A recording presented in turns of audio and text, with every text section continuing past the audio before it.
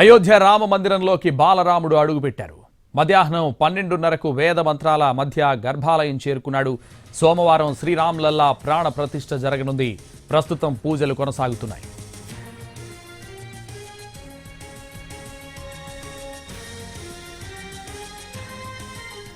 దీనికి సంబంధించి అయోధ్య రామ్ మందిర్ నుంచి మా ప్రతినిధి శర్మ, అలాగే లతా మంగేష్కర్ సర్కిల్ నుంచి మా ప్రతినిధి దినకర్లు లైవ్ లో మరింత సమాచారం అందించడానికి సిద్ధంగా ఉన్నారు. ముందుగా రామ్ మందిరం నుంచి శర్మ.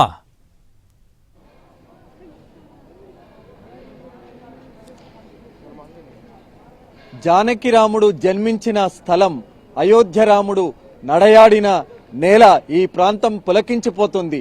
ఇప్పుడు కూడా రాత్రి 9 అవుతున్నా కూడా భక్త జన సందోహం అన్నది రామ మందిరం దగ్గరికి వస్తుంది. ఆ కొత్త ఆలయాన్ని చూడాలి, ఆ కొత్త ఆలయంలోని విశేషాలను తెలుసుకోవాలి, ఆ రాముణ్ణి ఎప్పుడు చూడాలా అన్న ఆతృతతో భక్తులందరూ కూడా ఎదురు చూస్తున్నటువంటి సిచ్యువేషన్ అయితే మనకు అయోధ్యలో కనిపిస్తున్నటువంటి పరిస్థితి. ఇవాళ బాలరాముడు ఆ కొత్త ఆలయ ప్రాంగణానికి చేరుకున్నాడు. కొత్త ఆలయం దగ్గరికి ఆయనను తీసుకువచ్చారు. మధ్యాహ్నం 12:30 గంటల ప్రాంతంలో ఆయనకు విశేష పూజలు కూడా నిర్వహించారు. ప్రస్తుతం మనం ఈ రామ మందిరం దగ్గరే ఉన్నాం. ఇక్కడి నుంచి కేవలం 150 మీటర్ల దూరంలోనే ఆలయం ఉంది. ఇంకా మనం చూస్తూ ఉన్నాం భక్త జన సందోహం ఆ బాలాలయంలోకి వెళ్లి ఆ రాముణ్ణి దర్శించుకొని వస్తున్నటువంటి వాళ్ళను కూడా మనం చూస్తున్నాం. అలాగే మధ్యాహ్నం 1:20 ఇవాళ క్రతువు అన్నది మొదలైంది. మొదట గణపతి పూజ, పుణ్యావాచనంతో, సంకల్పంతో. ఈ సంకల్పం అన్నది ఇవాళ జరిగినటువంటి సంకల్పం చాలా గొప్పనైన విశేషమైనటువంటి సంకల్పం. ఎందుకంటే ఎన్నో ఏళ్ల కళ రామాలయ నిర్మాణం జరగాలని, ఆ రాముడి విగ్రహ ప్రతిష్టాపన అక్కడ జరగాలన్న ఎన్నో ఏళ్ల కళ సాకారం అవుతున్న వేళ ఇవాళ జరిగినటువంటి సంకల్పం చాలా విశేషంగా జరిగింది. అలాగే విగ్రహానికి జలాదివాసం, అలాగే గంధాదివాసం కూడా నిర్వహించారు. ఇక రేపు 2వ రోజు, ఈ క్రతువులో భాగంగా 2వ రోజు రేపు ఉదయం 9 గంటలకు అరుణ మంత్రంతో అగ్ని ఆవాహనం జరుగుతుంది. అలాగే ఇవాళ ప్రతిష్ఠించినటువంటి, ఇవాళ ఆవాహనం చేసినటువంటి ఆ గణపతి పూజ, ఇతర విగ్రహాలన్నింటికి కూడా దేవతామూర్తులకు పూజలు నిర్వహిస్తారు. అలాగే ద్వారపాలకులకు వేద పఠనం, 4 చతుర్వేద పఠనం, దేవో ప్రబోధన్ కార్యక్రమాలు కూడా జరుగుతాయి. అలాగే రేపు ఇవాళ జలాదివాసం, గంధాదివాసం జరిగింది. రేపు ఔషధాదివాసం, కేసరాదివాసం, ఘృతాదివాసం, ఈ 3 వాసాల కార్యక్రమం రేపు జరుగుతుంది. ఆ తర్వాత కుందన పూజ, పంచభూత సంస్కారాలు కూడా నిర్వహిస్తారు. అలాగే ఇతర పూజలకు సంబంధించి చాలా విశేషమైనటువంటి పూజలు రేపు జరుగుతాయి. సాయంత్రం ఆరాధన అనంతరం హారతితో రేపటి కార్యక్రమాలన్నవి ముగుస్తాయి. మనం చూస్తున్నటువంటి ఈ ప్రాంతం, అయోధ్య ప్రాంతం అంతా పులకించిపోయింది. ఎక్కడ చూసినా రామనామ స్మరణ అన్నది కనిపిస్తుంది. కాషాయ జెండాలు కూడా రెపరెపలాడుతున్నటువంటి దృశ్యాలు మనకి ఇక్కడ కనిపిస్తున్నాయి. కొంతమంది భక్తులతో మాట్లాడదాం. కాసే ఆయా?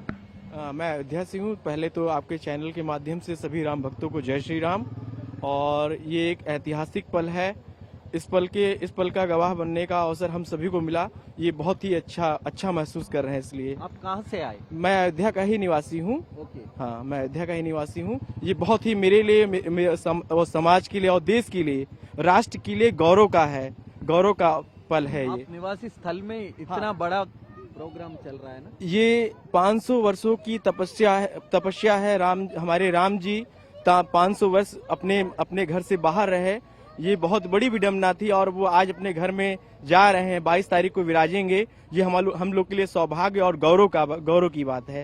आप क्या बोल सकते हैं? हम लोग भी बहुत खुश हैं अयोध्या के। जैसे कि हम लोग निवासी हैं तो यहाँ पे काफी तेजी से मतलब वो भी बढ़ रहा है, काफी तेजी से चीजों का विकास भी हो रहा है। रोड, सड़कें वगैरह भी काफी अच्छी यहाँ पे बन गई हैं मंदिर बनने की वजह से। इधर का निवासी है ना? कोई रिश्तेदार, कोई लोग आए आपको घर? यहीं के रहने वाले हैं हम लोग अयोध्या। कोई रिश्तेदार आप लोग लोग कोई आए? हाँ, अभी आएंगे। अभी तो मोदी जी ने खुद ही मना किया हुआ है कि 22 तारीख तक अभी यहाँ पे ज्यादा लोग भीड़ ना लगाएं, उसके बाद फिर सब लोग दर्शन करने आएंगे। 22 तक सुरक्षा के दृष्टिकोण से देखते हुए सरकार ने 19 तारीख से 22 तारीख तक मतलब अयोध्या के अलावा कहीं बाहरी लोगों का आगमन प्रतिबंध कर रखा है। इसकी मतलब आपके चैनल के माध्यम से मैं सभी जिम्मेदार नागरिकों से अपील करता हूं कि वो 19 से 22 के बीच में अगर आने का मतलब प्रयास कर रहे हो तो यहाँ से बिल्कुल मना है।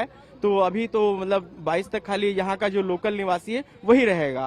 ఓకే, ఇక్కడ వీళ్ళు చెప్తున్న దాని ప్రకారం చాలా మంది వాళ్ళ బంధువులందరూ కూడా వచ్చేందుకు సిద్ధమవుతున్నారు. కానీ ఇప్పుడు రాకూడదన్న ఒక నిబంధన పెట్టింది కాబట్టి మరి దానికి సంబంధించి 22 తర్వాత ఇంకా మరీ పెద్ద ఎత్తున ఇక్కడ భక్తులు పెద్ద ఎత్తున వచ్చేటువంటి అవకాశాలు కూడా మనకు కనిపిస్తున్నాయి. మరోవైపు ఇప్పటికే బాలాలయంలోకి వెళ్లి ఆ దర్శనం చేసుకున్నటువంటి భక్తులందరూ కూడా మళ్ళీ తిరుగుముఖం పడుతున్నారు, ఇక్కడికి బయటికి వస్తున్నారు. కానీ వాళ్లకు కొంత అసంతృప్తి అన్నది ఉన్నది. ఎందుకంటే కొత్తగా నిర్మించిన ఆలయంలోకి వెళ్ళాలి, కొత్తగా నిర్మించినటువంటి ఆలయ విశేషాలను తెలుసుకోవాలి, అందులో